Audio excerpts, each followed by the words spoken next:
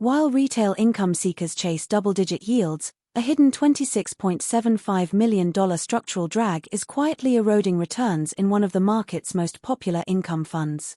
We are talking about the Global X Russell 2000 Covered Call ETF.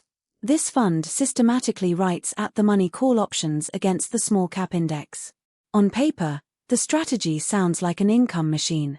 It converts raw volatility into massive monthly distributions.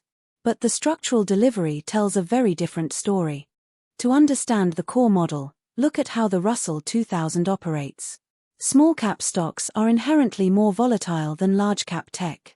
That higher volatility means higher option premiums. Global X exploits this pricing to generate double-digit distribution yields. That is why capital flooded into this vehicle during the low-yield era. Here is where the margin metrics become interesting. Over the last 3 years, the net asset value of this fund has steadily drifted lower. While you collect those distributions, your underlying principal is systematically eroded. The total return performance reveals a stark divergence from the headline distribution rate. This decay is not just a market quirk. It is driven by systemic friction. Institutional capital has tracked $26.75 million in compounding execution slippage and tracking errors. Rolling at-the-money options every month on a highly volatile small-cap index introduces massive transaction costs. The fund manager follows a strict, non-discretionary execution model. On a specific day each month, they write new call options. This predictable schedule allows institutional market makers to anticipate the trade. It creates a structural disadvantage.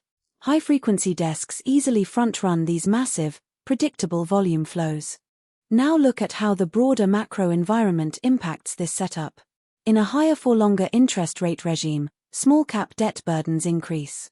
This puts fundamental pressure on the Russell 2000 components. High-rate pressure limits the organic growth of the underlying companies, capping their recovery potential. But that is only part of the story. The yield landscape has changed dramatically. Investors no longer need to accept equity risk to get yield. Treasuries and high-grade corporate bonds offer secure, low-volatility income. This shifts capital away from expensive, derivative-based income products. The core risk of this structure is asymmetric. When the small-cap sector rallies, the fund's upside is strictly capped by the short call option. Yet, when the market drops, the fund takes almost the full hit on the downside. This creates a challenging mathematical reality for long-term holders. Now look at the official expense ratio of 0.60%. On a multi-billion-dollar asset base, that represents a substantial ongoing cost. When combined with bid-ask spread friction and option roll slippage, the total drag easily reaches that multi-million-dollar mark. It is a steep price for systematic execution. This leads us to a fundamental valuation reassessment. If the small-cap sector enters a structural momentum phase, holding direct equities like the index ETF will vastly outperform. The covered call vehicle will lag behind, leaving your capital locked in a slow-growth structural trap. For income-focused investors, this is a clear trim consideration. The combination of structural decay, execution friction, and capped upside makes this product less attractive during market transitions. Protecting your principal capital should always take priority over nominal distribution yields. To navigate these complex market structures, you need institutional-grade clarity. Subscribe to SR Money News as we continue to break down the hidden forces shaping your portfolio.